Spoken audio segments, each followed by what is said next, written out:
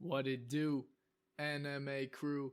Hey man, listen, today I'm going to be ranting about the Chainsaw Man movie Reze arc, which I just watched. And it was alright. It was pretty good. The thing that everybody's going to be talking about, of course, is the Sakuga at the end. A lot of scenes I really loved. There were a lot of really creative, impactful scenes within that big fight that took up the entire second half of the movie. One of my favorites was like when Reze and Denji are fighting, and the silhouette of Denji ripping his cord just transforms into the silhouette of Reze's hand in the foreground, snapping the bomb over to him. There's a lot of like really cool transitional scenes and like stuff of that nature. There's a lot of great Sakuga in general. I really enjoyed that aspect of the movie, no doubt. I don't think there's any taking that away from the movie at all. I don't think you can at all. I didn't love the music. The music was like felt a little try hard to me, to be honest.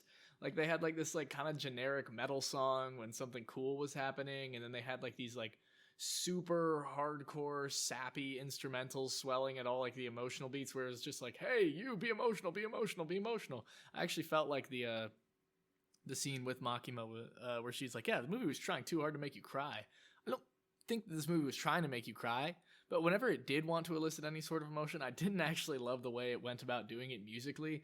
It felt like if you like went back and looked at the soundtrack for this movie, there wouldn't really be any through line. Like it was just whatever the scene was, whatever the scene called for was just like the song that would play pretty much, which isn't an inherently bad thing, but the fact that they all kind of stood out to me as more generic and just like a bit of like prodding the viewer towards some sort of emotional response and nothing else really. It wasn't really adding any texture to any of the scenes in my opinion.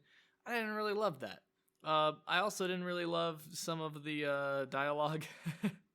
This is more of a nitpick, but like when Aki is fighting Reze and he has to go like, well, I can look into the future, but I can only see 2 seconds ahead, so I have to make sure I don't make any mistakes. And then he does it, and it's like, that was already pretty effectively communicated just by showing him having a flash forward and then panically like swiping her hand out of the way or getting out of the way or whatever. So it was like kind of just made sense right off the bat. Like I didn't like that insistence on like reiteration, or like when Denji is going on his first date with Reze and he starts by saying like, my heart belongs to Makima, but the rest of my body belongs to Reze. And then at the end of the date, he's like, I'm sorry, Makima, my heart belongs to you, but my body is telling me belongs to Reze. Like it was just like repeating itself, which I didn't love.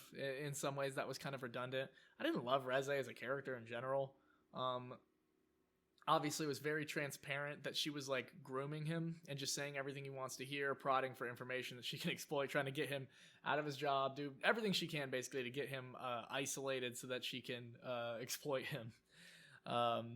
But then like also it's like through Denji's perspective, so you have like this like beautiful scene of them swimming around in the pool, and it's supposed to be like this emotionally touching moment, but it's really obvious that she's just like using him and they have like no real chemistry. And I guess that's where my disconnect with it was, because it just kind of felt a little bit tonally weird because of that. I understand that it's supposed to be from Denji's perspective, but it just felt I just felt so disillusioned with his perspective so early on that I didn't care for the scene whatsoever, I guess. I didn't buy into their chemistry, obviously, which was by design. But it just, the scene didn't click for me. I didn't love the song. And then there were some parts like where she's running at the end and I'm like, oh wow, I can't wait for her to get stopped right before she gets there by somebody and killed in this alleyway. And then, what it happened? Angel Devil's so hot in this movie. Angel Devil, Power, these are all-time hot anime characters, for my money. I'm probably going to get some flack for this if anybody actually sees it, because I see that it's the second highest rated thing on now, and let me be clear, I love Chainsaw Man. If anything, this movie made me more sure that I need to go read the manga, like ASAP. Because Denji is literally one of my favorite anime characters, bar none, period.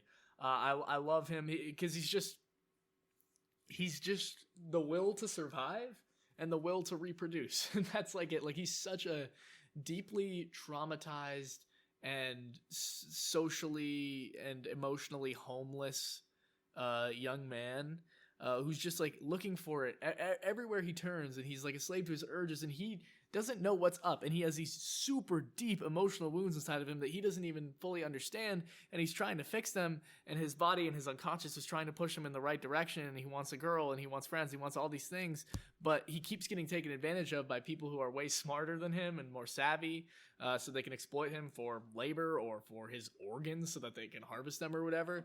And it's just, nobody's honest the way he is. He is so clear. He has always been so upfront with what he wants out of the world, and nobody's upfront with him, and he's so pissed off, and he just has all this rage, but he doesn't know what to do with it. He doesn't know what to do with it, and so he's just screaming into the ether with his giant chainsaws revving, drowning out all the other noise in the world, as he goes out in this like giant self-destructive fireball of passion to continue on living, I guess you would say. Because it's like, no matter how much he's fucked, he's only going to keep looking at what's right in front of him, and he's always going to maintain staying alive as his number one priority. He is extremely determined to keep throwing himself at the wall as many times as possible, even though it's so difficult because he's not smart enough to understand where to direct his passion towards. So he just has to like basically spec into getting more and more and more passionate and energized, repeatedly throwing himself at all of his problems and just screaming into the wind because nobody really understands him, and he can't trust anybody because every time he does, he gets taken advantage of. And he's slowly learning not to do that, but it's a little bit hard to... I mean, he's 16. It's hard to blame him, you know? He got people... He was like completely orphaned when he was younger. He didn't go to school. He didn't have any like friends or any experiences. He was like taken advantage of by the mob and treated, basically raised as a dog. And then he's just supposed to be able to understand like corporate and social dynamics on any level, or like when somebody is trying to groom him. Like, it's just, you can't blame him. But at the same time, it's such a touching might not be the right word, but it's such a powerful metaphor of the chainsaw, you know, as it kind of represents the libido and all that.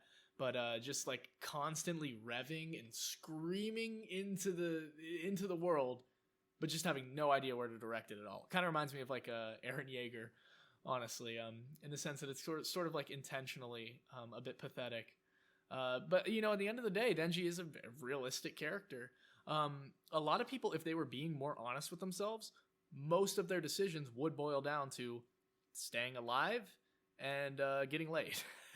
Because that's sort of the two basic building blocks of evolutionary psychology that we all, you know, sprouted from. So he is a very realistic character, and he is a very honest boy, but it's just not a world where you can be that. And so in that way, I think he's both unique and almost universally relatable, because, you know, we all just feel like we're screaming into the wind and fighting the ocean, you know, sometimes.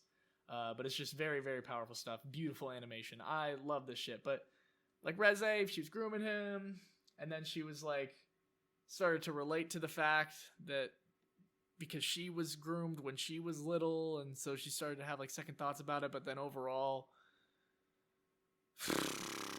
resolved to bite his tongue off and steal his heart. I didn't care about Reze at all, to be honest. I didn't really care about her. Some of the shit she was doing was so cool. Like, her powers were so dope the way they were animated. But like, yeah, I don't care at all.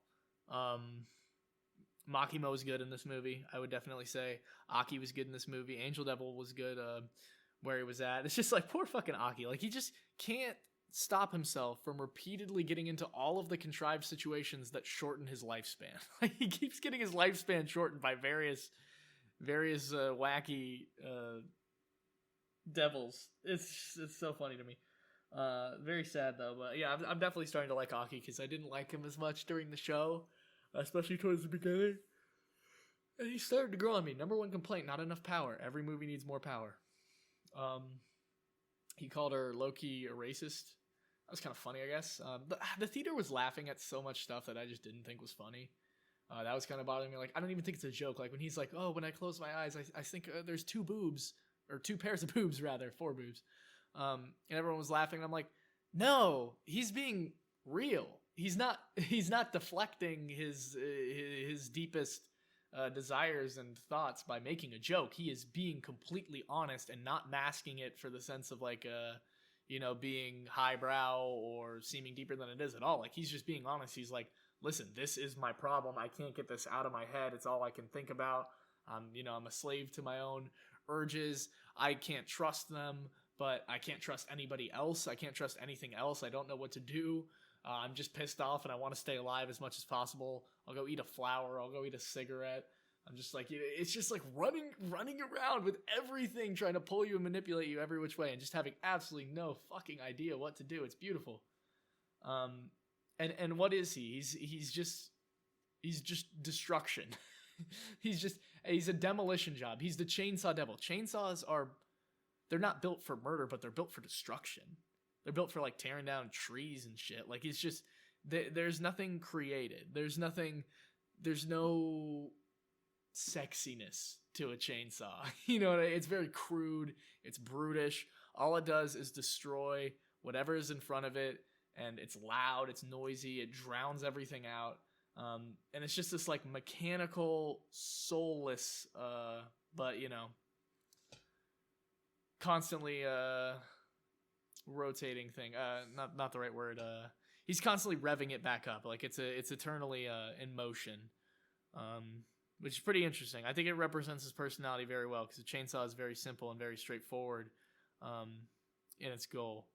But it's also just so over the top and always doing the most to get there. I mean, it's just, he's just raw. What's in front of me, I want it, I'm going to take it. But unfortunately, this series is very realistic in how that's going to lead him astray in a lot of ways. But yeah, I don't like the oversimplification that everything's just about sex to him.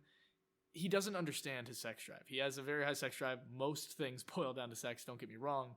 But at the same time, people are just using that to manipulate him when he's really looking also for companionship and validation. Because he has no parents, no friends, no self-esteem, no reason for any of this shit, basically. And so he's just looking for people to comfort him, to affirm him, to do all of these things, and a lot of times that kind of gets like conflated with the sexuality, and that seems like to him in his like monkey brain is like the one avenue to get there. But at the end of the day, a lot of it's the wires getting crossed and him getting confused, not knowing what he's actually looking for, because he just doesn't understand himself that well, because he's simple, and I love it. That being said, yeah, the movie was not that good. It was like good, but it wasn't great. Like, there was a lot of pretty fan servicey, just like references to the manga, just like moving manga, movie references that I didn't feel like they added anything, like No Country for Old Men and stuff. Like, it didn't add anything to the movie. It was just like, hey, I know movies, am I right? Right? Fujimoto, right? I don't care. I mean, it just felt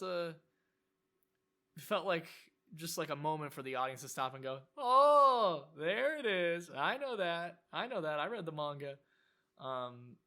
Which I didn't love, obviously. There were some corny lines, but that's because my fucking dumbass friends drugged me to the dub showing. They just would not let us watch the sub. So I listened to that, and there were some kind of corny moments in there. I like the shark guy. I don't know why everyone dislikes the shark guy so much. He was nice. He was cool. He was simple, like Denji, and I love it.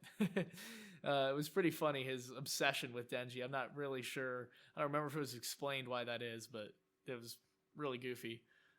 There was some symbolism in here that I didn't like. There was a lot of like, just like red when Reze goes to the bathroom, and it's like red equal bad. It's that old thing that Trixie used to say about Erased. Just red equal bad symbolism. Red because bad. It's like the most straightforward and uncomplicated way of showing that something or somebody has evil intentions or is about to encounter somebody with evil intentions, or something misfortunate is about to happen to them. And then Mr. I kill wives and kids and rip people open, and I'm just that crazy, and I'm gonna go in and it's just like, yeah, you're gonna go in and get killed because you're just a fucking plot device ass character. And then that happened.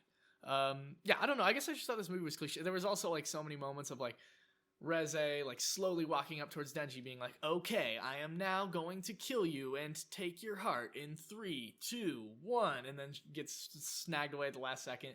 That annoys me. It's in so many anime, it's in so many action movies, it's in so many fucking everything. It's the most annoyingly paced trope ever. And it just kind of pisses me off, honestly. The whole movie just felt kind of like it was playing too much to the audience. It wasn't doing its own thing enough, I guess, in my opinion. Like, it was going out of its way to restate everything, to make sure the audience definitely knows. It was going overboard with the BGM to try to give the exact emotion of every scene and just amplify it, as opposed to like adding any layers to it the way I felt the OST did in the first season. The animation was obviously beautiful, but then there was all those like stupid fucking references. They weren't stupid. Listen, I'm hating on this movie because I just talked about it for a full night, but this was a really rambling one. I can't wait to see all the negative comments. Please let there be negative comments. There needs to be something. My main channel's fucking dying right now. I just need interaction. I don't know, man. I'm sad.